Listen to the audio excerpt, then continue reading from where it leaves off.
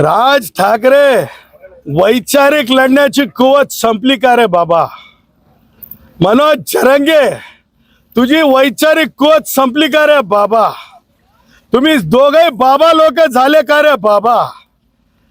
त्याच्यामुळे मला ह्यांच्या ज्या काही असंवेदनशील आणि अपप्रवृत्त विचार आहेत, ये अपप्रवृत्त विचार भारतीय संविधान की ताकत को रोक नहीं सकते।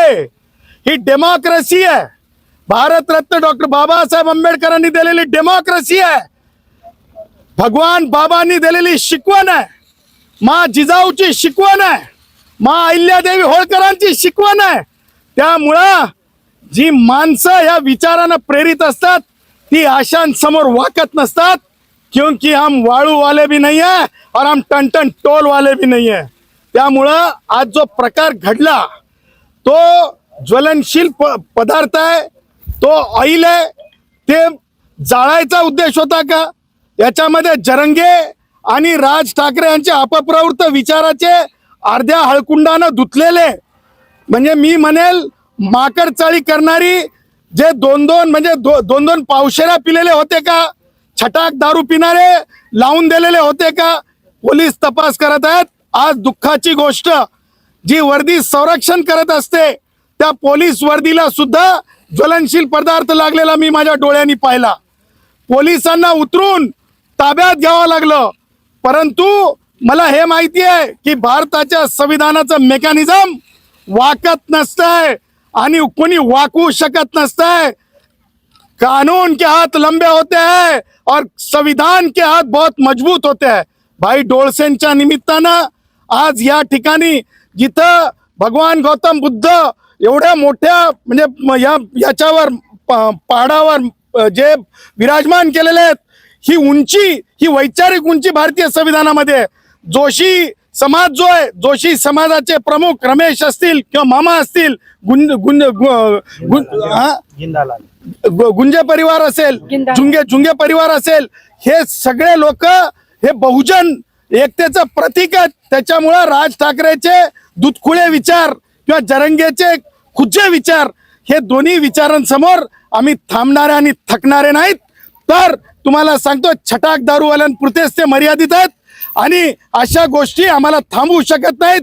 विचाराचा प्रचार प्रसार करण्यापासून एवढं मी डंकेकी चोट पे म्हणेल। मी तुम्हाला सांगतो, याच्या मागे मी तुम्हाला सांगितलं दोन गोष्टी आहेत। हमारे उदय आए थे, आमचे मित्र, प्रिय मित्र उदय सामंत साहेब येऊन गेले होते। ते कोणते मंत्री आहेत माहिती आहे तुम्हाला? उद्योग मंत्री आहेत। जरंगेनी हा उद्योग मांडला का? आणि तो उद्योग जो आहे, हे जे आज जे दोघं चौघं जे म्हणजे छटाक दारू पिऊन आले असतील, तर त्या हे यांनी मिळून केलाय का? कारण जरंगेला उद्योग देणं म्हणजे रेतीचा उपसा होणं। आणि त्यामुळे मला असं वाटतंय की ज्या प्रकारे जरंगे किंवा राज ठाकरे बोलतय, हे सगळे देशातल्या तुकडेपाडीची भाषा बोलतात। तुकडा पाडू, तुकडा पाडू, दाढीवाले, ये पाकिस्तान नहीं है, ये हिंदुस्तान है, ये भारत है, ये भारत के संविधान पे चलने वाला देश है।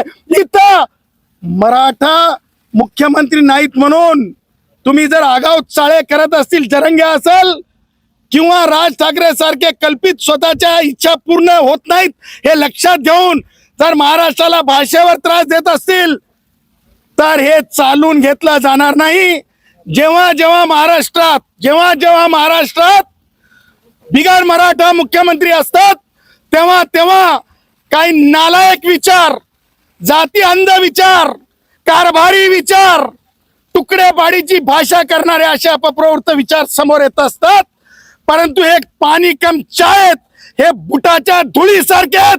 आजचा प्रकार राज ठाकरे, तुला सांगतो, तुझ्या माणसांनी गाडीवर ज्वलनशील पदार्थ टाकलाय, हे माझ्या पायाच्या बुटाच्या धुळीच्या बरोबरीचे तुझे विचार आहेत। तुला आव्हान करतो, तू सांग, म्हणशील तिथं मी येतो। वैचारिक चर्चा करू, वैचारिक चर्चेत तू जर हारलास तर तू उडबशा काढ, आम्ही जर हारलो तर आम्ही म्हणाल ती शिक्षा भोगू। वकील गुणरत्न सदावर्ते यांनी पुन्हा एकदा आक्रमक वक्तव्य करत मनोज जरांगे पाटील आणि राज ठाकरे यांच्यावर निशाणा साधला आहे. तुमची वैचारिक लढण्याची कुवत संपली का, असा थेट सवाल त्यांनी उपस्थित केला. या वक्तव्यामुळे राज्याच्या राजकारणात नवा वाद निर्माण झाला आहे. काही जण सदावर्तेंच्या वक्तव्याचं समर्थन करत आहेत, तर काहींनी यावर तीव्र नाराजी व्यक्त केली आहे. मराठा आंदोलन आणि भाषेच्या मुद्द्यावरून आधीच वातावरण तापलेलं असताना या वक्तव्यामुळे चर्चांना आणखी उधाण आलं आहे. आता प्रश्न असा आहे की महाराष्ट्रात मुद्द्यावर राजकारण होणार की फक्त आरोप प्रत्यारोप सुरू राहणार? तुमच्या मते सदावर्तेंची टीका योग्य आहे का?